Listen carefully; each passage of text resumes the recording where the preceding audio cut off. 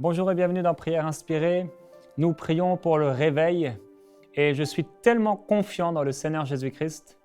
Il est derrière sa parole pour l'accomplir. Et sa parole, elle est comme un feu, elle est comme un marteau qui brise le roc. Et quelle que soit la dureté de nos cœurs, Dieu est beaucoup plus grand et Dieu est beaucoup plus puissant et sa parole est beaucoup plus puissante et plus forte que le plus dur de nos cœurs. Dieu veut nous restaurer.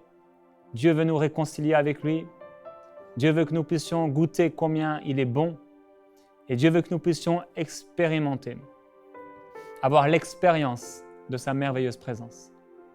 Le Seigneur veut nous réveiller, il veut vous réveiller. Depuis 2 jours, on est en train de prier pour les réveils spirituels et expérimenter un réveil spirituel dans nos vies personnelles, dans l'Église, dans le corps de Christ. Dieu veut nous réveiller. Et depuis 2 jours, on est en train de lire cet ouvrage de Charles Finet, Les réveils religieux, les réveils spirituels. Ce revivaliste a pu vivre dans bien des réveils et puis amener beaucoup de réveils dans beaucoup de gens, beaucoup de familles, beaucoup d'églises, beaucoup de régions, même dans des nations.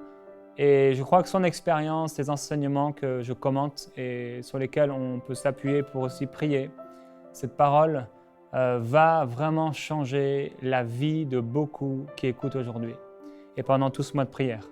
Si vous êtes honnête avec Dieu, comme je l'ai dit hier et avant-hier, si vous êtes sincère et que vous voulez vraiment être réveillé, si vous voulez vraiment expérimenter quelque chose de nouveau avec le Seigneur, Dieu va le faire. Il est derrière sa parole pour l'accomplir. Dieu nous dit, laissez-vous continuellement remplir par le Saint-Esprit. Ne vous enivrez pas de vin, c'est de la débauche, mais soyez continuellement remplis par le Saint-Esprit. Ça, c'est le désir de Dieu pour nous, qu'on puisse marcher dans cette vie, non pas en perdant du temps, mais en étant vraiment focalisé sur notre appel. Alors, on a donné quelques introductions sur les réveils. On a aussi dit ce que n'était pas le réveil. Et on a vu que le réveil n'est pas un miracle. Ce n'est pas Dieu qui, dans sa souveraineté, dit « Ok, en l'an 2017, je lance un réveil sur la Côte d'Ivoire. En l'an 2018, je lance un réveil sur la France. En l'an 2019, je lance un réveil sur le Canada. » Mais c'est plutôt lorsque nous utilisons les moyens appropriés que Dieu nous a donnés et que nous commençons à simplement fonctionner dans ce qu'il nous a donné. À ce moment-là, nous allons commencer à prier d'une certaine façon, nous allons commencer à faire certaines actions, à vivre d'une certaine façon et le réveil va simplement se manifester, non pas entre guillemets du haut vers le bas, mais du bas vers les autres gens, les gens qui nous entourent. Et Dieu veut vraiment remplir son peuple. Donc on a vu que le réveil n'était pas un miracle qui est là dans la souveraineté de Dieu, mais le réveil c'était simplement le résultat des moyens appropriés que Dieu nous a donnés. Et aujourd'hui on va voir qu'est-ce que c'est un réveil. C'est quoi un réveil? Comment on peut définir un réveil? Et certainement Dieu veut nous parler par rapport à ce qu'on va lire aujourd'hui. Charles Finet dit « Un réveil présuppose que l'Église est tombée dans un état de déchéance. Le réveil consiste dans l'abandon par l'Église de son relâchement et dans la conversion des pécheurs. » Et on comprend déjà tout de suite pourquoi peu d'églises sont intéressées à prier pour le réveil ou peu de chrétiens sont intéressés à prier pour le réveil. C'est parce que le réveil n'est pas quelque chose qui va nous centrer sur nous-mêmes ou pouvoir répondre à nos besoins personnels, mais le réveil va nous amener vers les autres. Le réveil va nous amener à perdre notre vie, mais la gagner pour Christ, à perdre notre vie, mais à gagner beaucoup d'âmes, beaucoup d'autres vies. Et effectivement, comme il le dit, un réveil présuppose que l'Église est tombée dans un état de déchéance. Et je crois personnellement que l'Église francophone est tombée dans un état de déchéance. Non seulement l'Église francophone, mais dans bien des nations, en Amérique, on peut voir, et dans d'autres pays, on voit que l'Église a un gros problème. Un état de déchéance où finalement, dans une même Église, on peut trouver par exemple dans une Église locale 100 personnes, 200 personnes, 500 personnes qui sont là. Et parmi ces gens, une grande proportion, un grand pourcentage de ces personnes, ce ne sont pas des gens qui sont vraiment focalisés sur le Seigneur, qui sont consacrés à Dieu, mais ce sont des gens qui simplement ont rajouté Dieu à leur vie.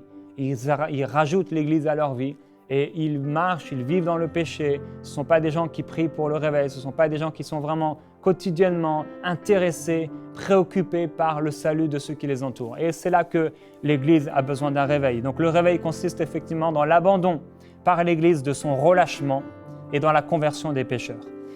Premièrement, il dit un réveil implique toujours une conviction de péché de la part de l'Église.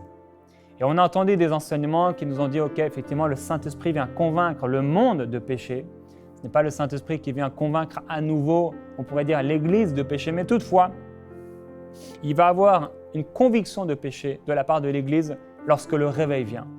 Ça veut dire que quand Dieu touche les églises, quand le réveil commence à se manifester dans des églises, il va y avoir un certain nombre de personnes dans cette même église, même des pasteurs parfois, qui ne vivent pas dans le péché, mais qui tombent dans une conviction de péché par rapport à leur vie qui n'était pas centrée sur le royaume de Dieu et sur le salut des perdus. Et il y a vraiment une attention qui est mise dans le cœur de ces chrétiens, dans le cœur de ces personnes. Il y a tout à coup un changement de façon de penser, une repentance qui amène ces personnes à ne plus vivre pour eux-mêmes, à ne plus vivre pour des intérêts même religieux ou de l'Église, mais à vivre vraiment pour les intérêts du royaume de Dieu. Des chrétiens ne peuvent se réveiller et se mettre immédiatement à servir Dieu sans que leur cœur ait été profondément sondé par l'Esprit de Dieu. Les racines du péché doivent être détruites. Dans un vrai réveil, les chrétiens éprouvent toujours une conviction de péché. Ils voient leur péché d'une manière si vive qu'il leur paraît impossible d'espérer d'être jamais accueillis par Dieu. Les choses ne vont pas toujours jusque-là, mais un véritable réveil présente toujours de profondes convictions de péché et souvent des cas de désespoir. Et j'ai personnellement vécu ces choses-là, ces temps de conviction de péché, ces temps de repentance où vraiment je m'humilie devant le Seigneur parce que je réalise que depuis quelques jours ou depuis quelques semaines, je me suis petit à petit égaré de mon appel premier. Et notre appel premier en tant que croyants, c'est aller et annoncer l'Évangile à toute la création. Annoncer la bonne nouvelle de l'Évangile. Faites des disciples. Et quand on commence à ouvrir nos cœurs par rapport à la parole de Dieu, et comment on commence à s'approcher de Dieu, on utilise les moyens que Dieu nous a donnés. Dieu suscite en nous des pensées nouvelles, des intérêts nouveaux. Et Dieu illumine notre intelligence. Il illumine les yeux de notre cœur pour qu'on puisse voir tout ce qu'il a préparé pour nous. Et on commence à se repentir par choix, par décision, de notre vie vécue loin de Dieu, de notre vie vécue loin de ses intérêts. Il dit deuxièmement, les chrétiens déchus seront amenés à la repentance. Un réveil n'est autre chose qu'un retour à l'obéissance envers Dieu. Il en est comme d'un pécheur qui se convertit. Le premier pas est une vraie repentance, un brisement de cœur qui nous jette dans la poussière devant Dieu, avec une profonde humilité et l'abandon du péché. Aujourd'hui, on priera pour ça, mais c'est ça le réveil. Une repentance, un brisement de cœur. On s'humilie devant Dieu, entre guillemets, dans la poussière, avec une profonde humilité. On devient à nouveau humble. Il y a des gens qui sont orgueilleux même devant Dieu, des chrétiens qui sont orgueilleux même devant Dieu. Le Saint-Esprit leur parle et ils sont tellement orgueilleux qu'ils pensent savoir mieux que Dieu. Je ne veux pas que ce soit mon cas et je ne veux pas que ce soit votre cas. Et aussi, ça consiste en l'abandon du péché. Un réveil va faire en sorte que les chrétiens vont abandonner leur péché. Il y a des choses qu'on entend parfois dans les églises et c'est tellement surprenant.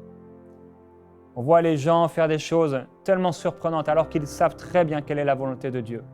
Et quand le réveil vient, il y a des gens qui commencent à se lever dans l'église et qui commencent à dire « Voilà, j'ai péché. Et je demande pardon à Dieu, je demande pardon à l'église. » Des gens qui commencent à demander pardon, à se demander pardon les uns aux autres. C'est le réveil.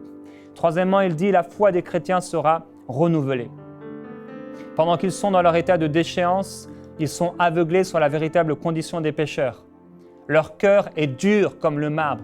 Et j'ai vécu cela, vous avez certainement vécu cela. Peut-être plusieurs d'entre vous avez encore le cœur tellement dur comme le marbre par rapport aux pécheurs. Votre cœur n'est pas poussé vers eux. Vos prières ne sont pas poussées vers les perdus. Vous y pensez peut-être une fois par an, une fois par mois, mais votre cœur n'est pas dans le cœur immergé de Dieu. Les vérités de la Bible leur paraissent un songe. Ils admettent que tout cela est vrai. Leur conscience, leur jugement, ils donnent leur assentiment, leur accord, mais leur foi ne voit pas les réalités saintes saillir en un hardi relief, ni les brûlantes réalités de l'éternité. Et c'est vrai que lorsqu'on s'approche du Seigneur et que notre foi est renouvelée, lorsqu'on est réveillé, tout à coup, on commence à nouveau à penser à l'éternité. Dieu nous plonge dans l'éternité. Dieu nous amène dans l'éternité et on réalise que finalement nous sommes déjà dans l'éternité. Et alors, les aspirations de l'éternité commencent à se mouvoir à l'intérieur de nous. Mais quand ils entrent dans un réveil, ils ne voient plus les hommes marcher comme des arbres. Toutes choses leur apparaissent dans cette vive lumière qui renouvelle l'amour de Dieu dans leur cœur. Ceci les portera à travailler avec zèle pour amener d'autres âmes à Dieu. Ils s'affligent de ce que les hommes n'aiment pas Dieu, alors qu'ils l'aiment tellement.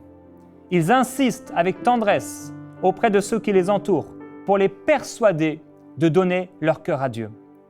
Et ça, c'est quelque chose qui se passe lorsqu'on est réveillé. On commence à vouloir gagner des âmes. Et non seulement on commence à le vouloir, parce qu'on peut dire « je veux », mais on commence à faire des actions concrètes pour amener des gens au Seigneur. Et on commence, et il y a quelque chose en nous, cet amour que Dieu a déversé dans nos cœurs, on le sait par le Saint-Esprit lorsque nous sommes nés de nouveau, mais cet amour commence à se manifester. Bien sûr, Dieu nous plonge dans l'éternité et Dieu illumine les yeux de notre cœur. Tout à coup, on devient spirituel. On était charnel, on était, ici il appelle les chrétiens qui sont tombés dans la déchéance, on était peut-être des gens religieux, entre guillemets, mais tout à coup, il nous plonge dans l'éternité, il fait de nous des gens spirituels et on fait des choses, on prie d'une certaine façon, on applique certaines choses dans notre vie qui vont nous amener à vraiment aller auprès des perdus et avec tendresse les supplier de donner leur cœur au Seigneur. C'est ainsi que leur amour pour les hommes se ranime. Ils sont remplis d'un amour ardent pour les âmes. Ils soupirent après le salut du monde entier. Ils sont en agonie. Est-ce que vous avez vécu ça? L'agonie. L'agonie. L'apôtre Paul qui dit qu'il priait comme une femme qui enfante. Il souffrait les douleurs de l'enfantement. Il y a cette agonie, et c'est cette agonie qui nous amène à porter un fruit pesant, surnaturel.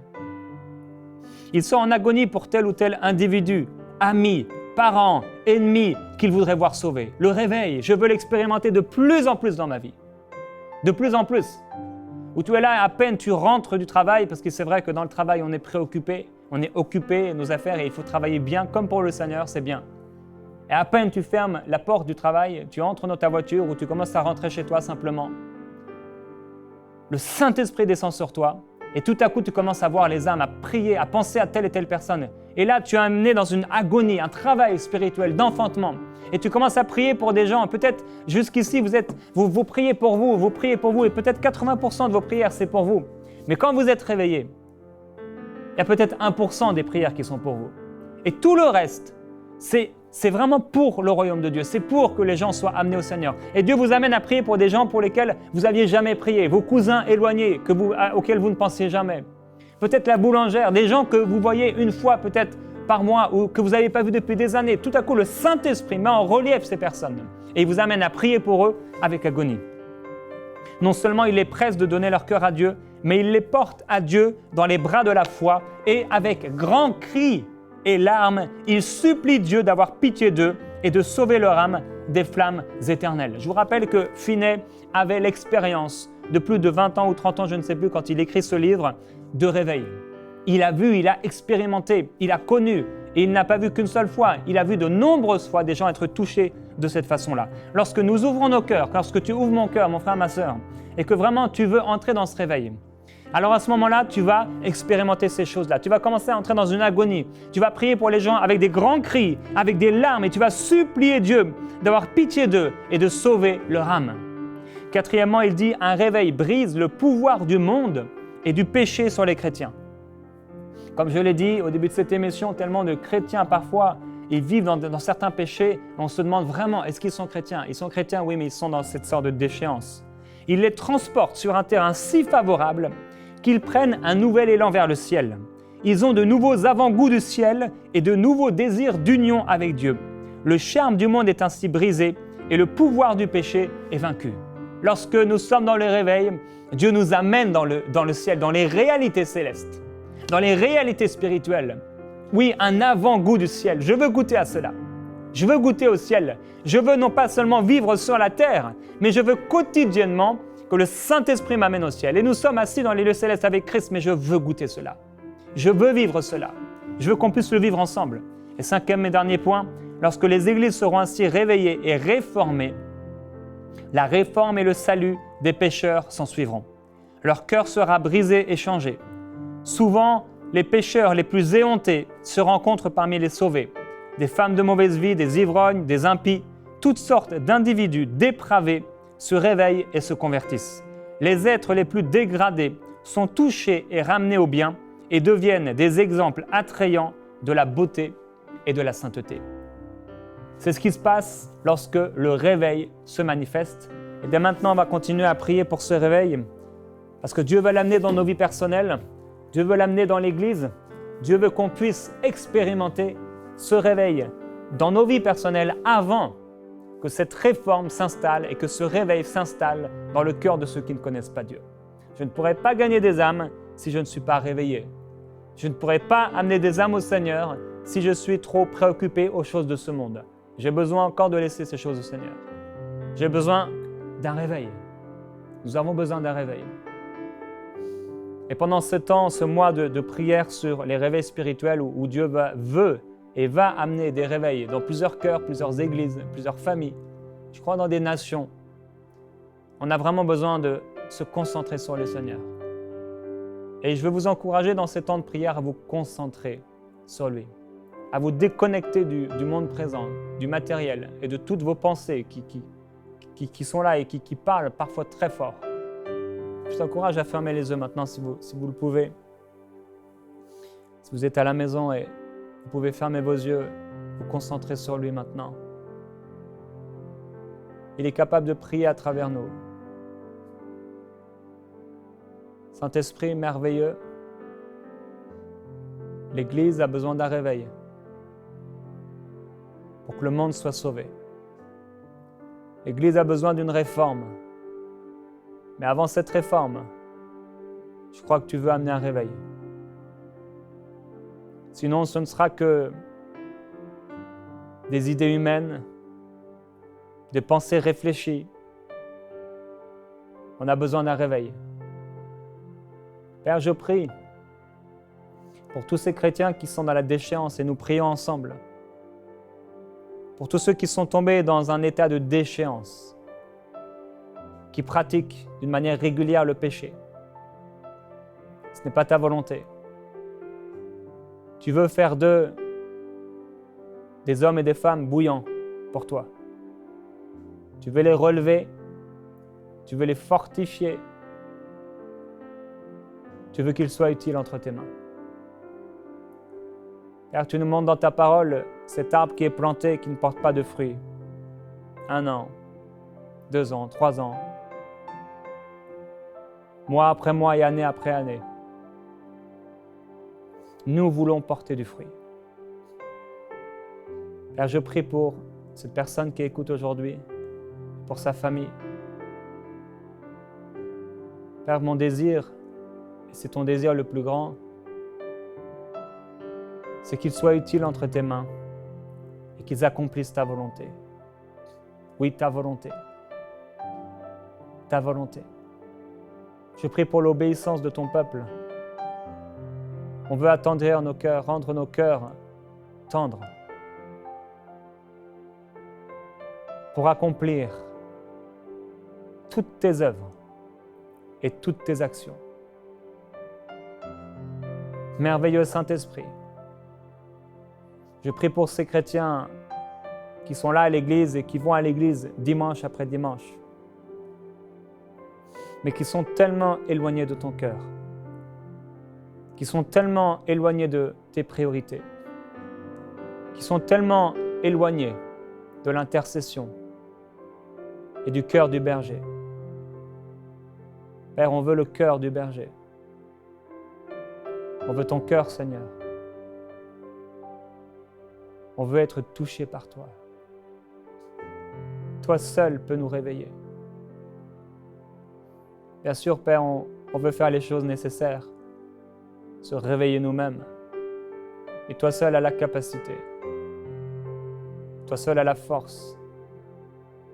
Toi seul as la puissance spirituelle d'amener un réveil profond et durable dans nos vies et aussi dans la vie de ces rétrogrades.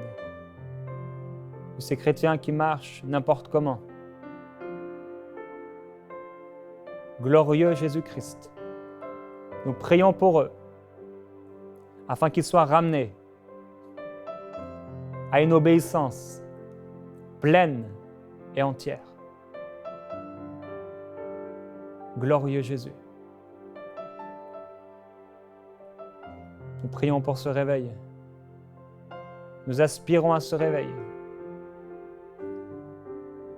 Et Père, je veux vraiment, parce que tu m'as amené à animer cette émission, ces temps de prière.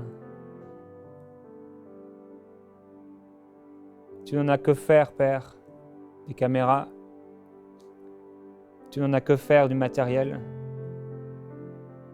Tu n'en as que faire de nos beaux habits. Tu veux sonder nos cœurs et les transformer.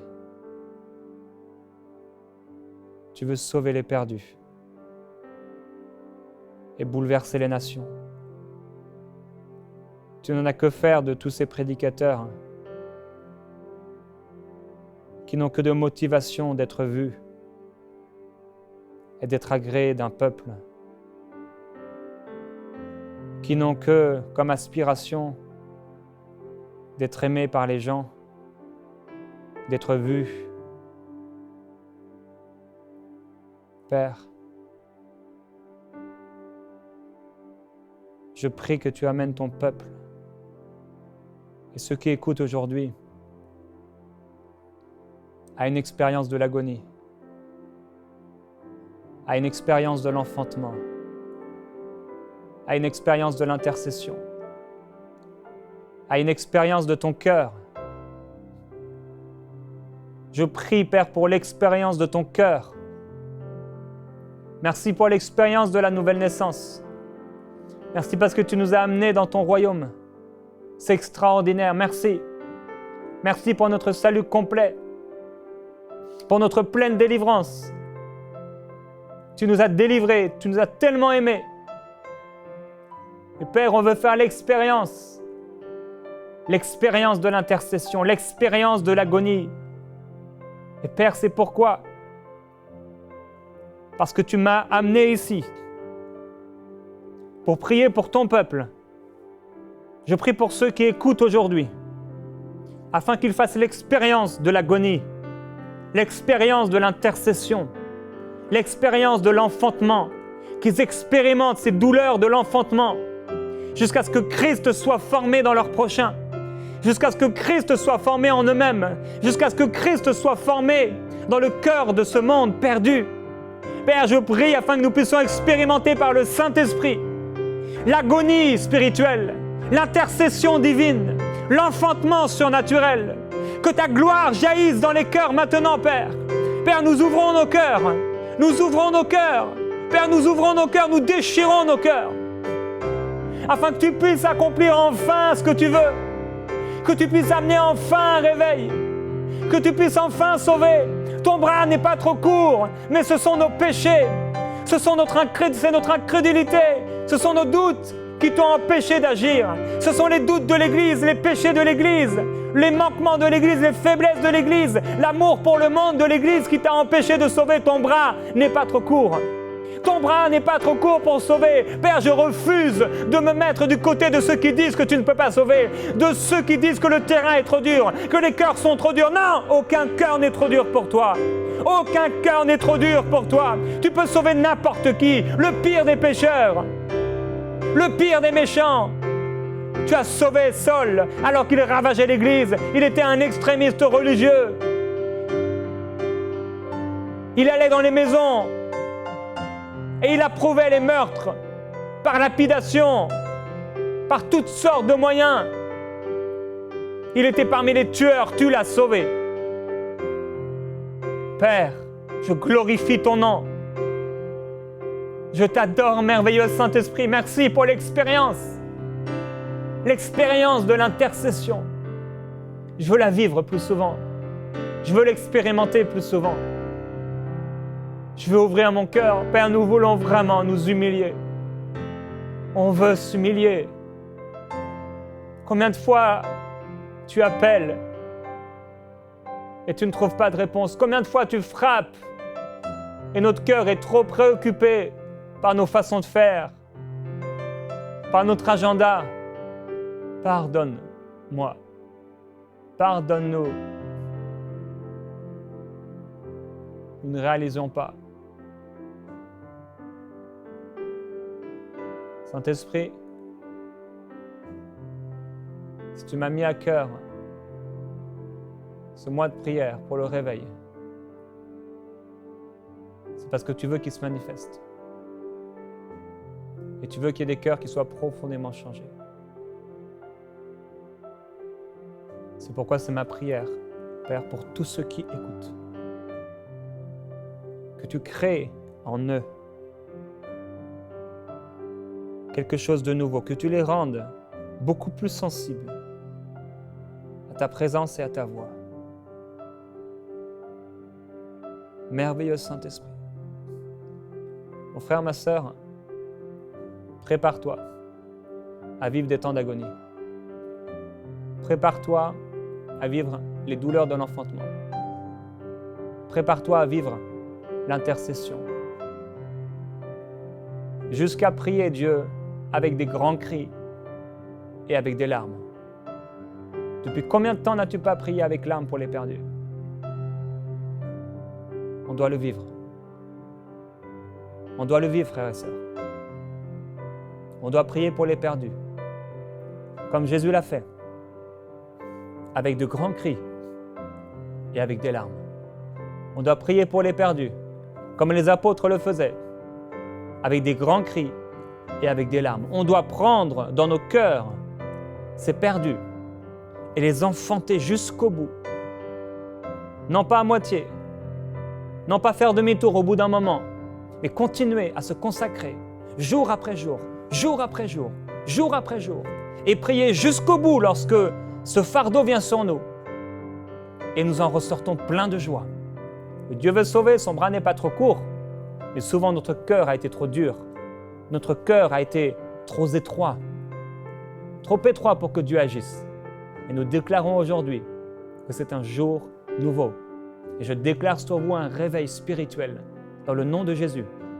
Soyez vraiment attentifs au Saint-Esprit dans les prochaines heures. Et je vous dis à demain dans Prière Inspirée. Envoyez-nous vos sujets de prière à prière@enseigne-moi.com.